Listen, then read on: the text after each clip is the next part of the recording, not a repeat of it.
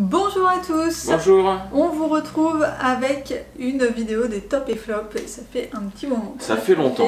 Deux vidéos de top et flop, donc du coup on a dû trier parce qu'on avait beaucoup trop de choses. Et on va commencer par les sorties ciné avec un film qui malheureusement ne passe plus là au cinéma, mais on voulait quand même vous en parler. Il s'agit de Dune, donc l'adaptation au cinéma du livre de science-fiction Dune, et c'était trop bien. Alors il se trouve que nous on a relu pour Nico, oui, qui avait déjà lu quand il était ado, et moi lu tout court parce que je ne les avais jamais lus, les Dunes dernièrement, et moi j'ai fini le 6e tome à peu près 2 semaines avant la sortie du film, donc ça tombait assez bien, c'était encore assez frais dans nos têtes. Et franchement le film est super, il colle hyper bien avec le livre, c'est vraiment super fidèle, l'histoire elle est pas du tout changée, on imagine, quand on a lu le livre, on s'imaginait bien.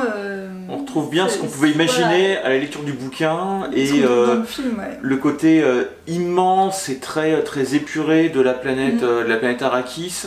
Même les parties pris artistiques sur les costumes, sur les armes, sur les combats, pour retranscrire toutes les particularités du bouquin, nous on a carrément accroché, et vraiment on se voyait dans le bouquin. Les décors sont assez sobres, donc je trouve qu'on se projette assez bien, c'est-à-dire qu'on ne peut pas se dire « Ah, j'avais imaginé ça complètement autrement », bah non, parce que du coup ça reste quand même assez sobre, donc voilà. Mais ouais, c'était super. D'un point de vue visuel, il y a juste les verres des sables où j'étais un petit peu circonspect, parce que je trouvais que ça retranscrivait pas assez l'aspect fournaise qui est décrit dans le bouquin, mais je chipote. Mais bon, ça reste du détail, c'est pareil, pour moi les vaisseaux, en fait, dans ma tête, ils avaient une forme plutôt de scarabée, et là, ils ont plutôt une forme de libellule. Bon, on chipote là, hein. Tu chipotes plus que moi, même, je trouve. On est vraiment sur du détail. Donc en tout cas, voilà, si vous avez l'occasion de voir Dune sur d'autres médias que le cinéma, franchement, c'est un super film, on n'a vraiment pas été déçus. Et on a hâte de voir la suite, hein, parce que du coup, là, le film couvrait juste la première partie du premier bouquin, donc il y a de quoi en faire quelques autres, et on a hâte. Clair, ouais. Et ensuite, toujours au cinéma, mais cette fois il passe toujours, il s'agit de Aline, donc le film de Valérie Lemercier qui est inspiré de la vie de Céline Dion. Et alors là aussi c'est un super film, c'est à la fois très émouvant et très drôle, n'est-ce pas? Et y compris quand, comme moi, on n'a rien à foutre de Céline Dion, je suis pas particulièrement fan, j'ai rien contre non plus, hein, mais le sujet m'était indifférent. Et je me suis aussi laissé emporter par le film, par la narration, la façon de jouer de Valérie Lemercier, tous les petits moments d'humour qui émaillent le film, mais sans en faire une grosse blague non plus, c'est très bien dosé. C'est vraiment super. Ouais, vraiment un excellent film. Ensuite, on va passer sur une série qu'on a regardée sur Amazon, qui est Little Fires Everywhere. Donc c'est une mini-série, il n'y a qu'une seule saison. C'est une série qui est assez sombre quand même, hein, c'est pas une série où on rigole aux éclats. En fait, alors pour raconter rapidement l'histoire, la série commence en fait avec une maison qui est en feu. Cette maison appartient donc à une famille, il y a les 2 parents et 4 enfants, et on comprend que c'est une des filles, une des enfants de cette maison qui est soupçonnée d'avoir mis le feu à la maison. Donc voilà, la série commence comme ça et ensuite on repart en arrière pour comprendre ce qui s'est passé. Et voilà, il y a pas mal de tensions quand même un peu dans la série, mais c'est hyper bien, franchement on a vraiment accroché. Alors il y a une forme de critique de la société bourgeoise américaine qui est...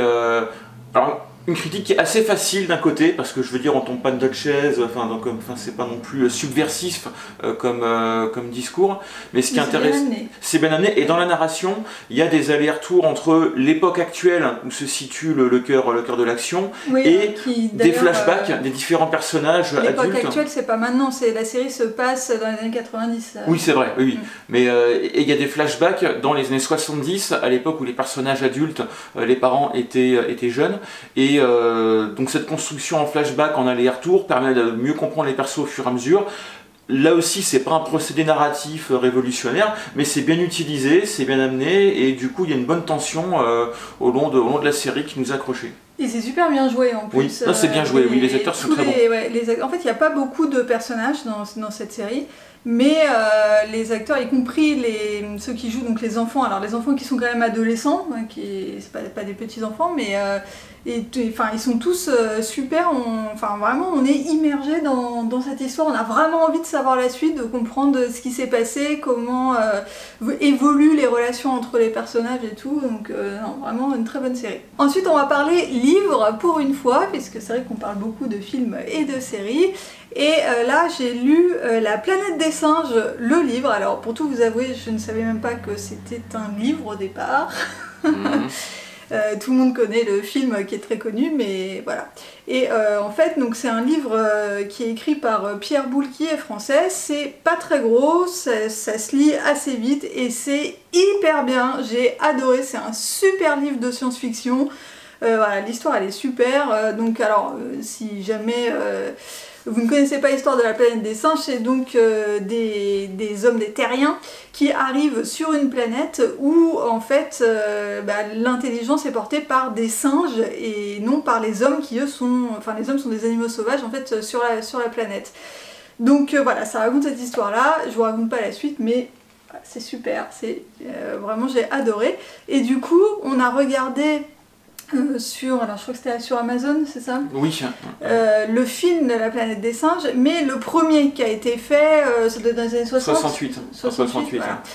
Et j'ai été hyper déçue parce que en fait l'histoire du film ne reflète pas du tout le livre, il y a plein de digressions, il y a des éléments qui sont complètement squeezés alors que je trouve qu'ils sont assez essentiels à l'histoire. Donc moi personnellement j'étais très déçue. Alors je sais que c'est un blockbuster ce film, il a eu vraiment énormément de succès, mais par rapport au livre, vraiment j'ai trouvé le livre 10 fois mieux. Alors le film est assez différent du livre, mais contrairement à Valérie, moi j'aime beaucoup le film, qui est un peu un témoin de son époque et de la manière dont on faisait du cinéma à cette époque-là, avec des très bons acteurs. Et franchement, moi je l'ai revu avec plaisir. Oui, mais t'as pas lu le livre. Donc, non, lis le livre et tu nous en reparleras quand tu auras lu le livre. Mais j'ai le droit d'aimer le film sans avoir lu le livre, enfin c'est incroyable ça. Oui, t'as le droit, oui. Mais du coup tu nous diras une fois que tu auras lu le livre si t'as préféré le film ou le livre. Je ferai un retour d'expérience. Peut-être que si j'avais vu le film en premier, j'aurais adoré aussi, hein, mais en fait après avoir lu le livre, du coup je suis super déçue parce que l'histoire colle pas du tout en fait. C'est ça le gros problème pour moi. Oui, mais il faut apprécier le film pour ce qu'il est et pas par rapport au livre. Phrase de philosophe.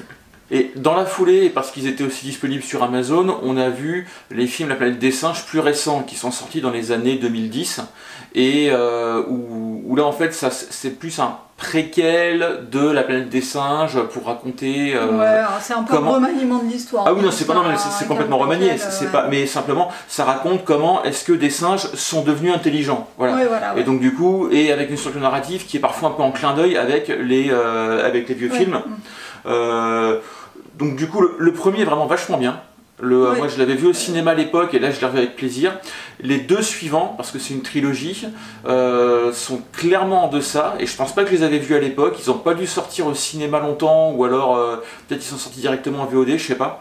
Mais donc voilà, retenir que dans la nouvelle trilogie, le premier est vraiment très très bien, La planète des singes, les origines. C'est un bon film de science-fiction en fait, un peu d'action et tout, non, c'est vraiment pas mal. Ouais. Et par contre franchement, il n'y a pas non plus il y a un pseudo cliffhanger à la fin du premier qui fait qu'on a envie de voir les deux autres et on est assez déçu. Mais ouais, les deux autres, il se passe pas grand chose en fait, le scénario est quand même très très léger, surtout par rapport au premier. Quoi. On peut vraiment s'en tenir au premier qui est du coup disponible aussi sur Amazon. Et pour terminer, encore un livre, et oui, il y a 2 livres pour ce mois-ci.